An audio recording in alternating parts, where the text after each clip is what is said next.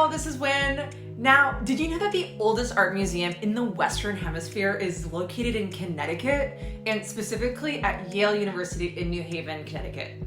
Today, we'll go into the history of the museum and an overview of the works held within, but first, let me tell you a little bit about this channel. Here, I talk to you about unique places all around the world, places that might not feature in your average guidebook.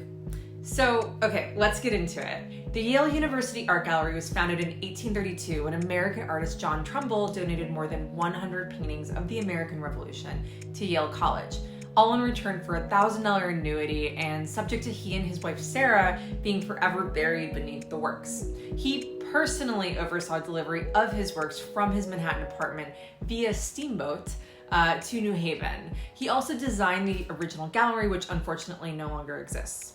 The paintings included his Battle of Bunker Hill, Death of Montgomery before Quebec, the Declaration of Independence, and many more. A version of Trumbull's Declaration of Independence actually hangs in the US Capitol Rotunda, so kind of a big deal. Trumbull himself was a veteran of the Revolution and was even an aide to George Washington himself. He ended up leaving the army due to a clerical dispute and going to art school in London, where he ended up jailed for 7 months when tensions rose back home.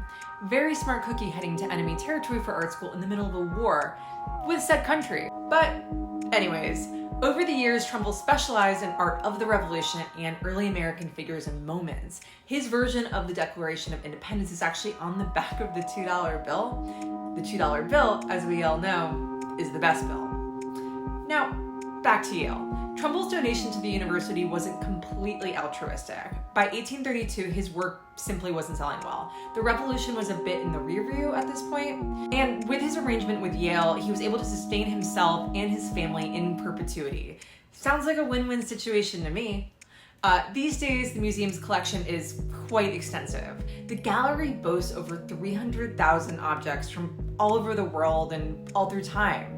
For context, MoMA in New York boasts 200,000 objects, while LACMA in Los Angeles has 150,000. These are considered major museums.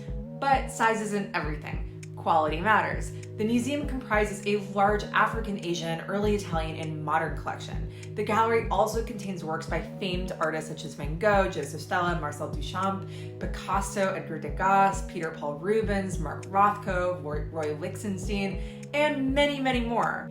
The gallery is housed in 4 main buildings. One called Street Hall, built in 1866, which is in the neo-Gothic style that recalls the look of medieval Venetian palaces. A second called the Old Yale Art Gallery building in 1928 in the Tuscan style.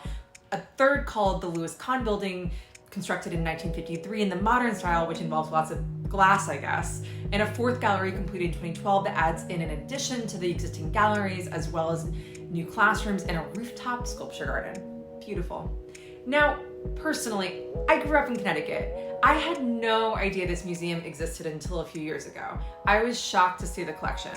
All of the artists I'd always heard about in art history class and seen in major metropolitan museums, but in New Haven.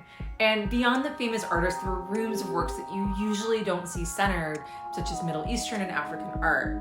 I left a big fan, huge fan. The museum is totally free to visitors. You now have a reason to go visit Connecticut. So go to New Haven, see the museum, grab some world famous New Haven pizza, make a whole day of it. If you enjoyed this video or found it useful, please subscribe, please like, and please comment. Until next time, thank you everyone.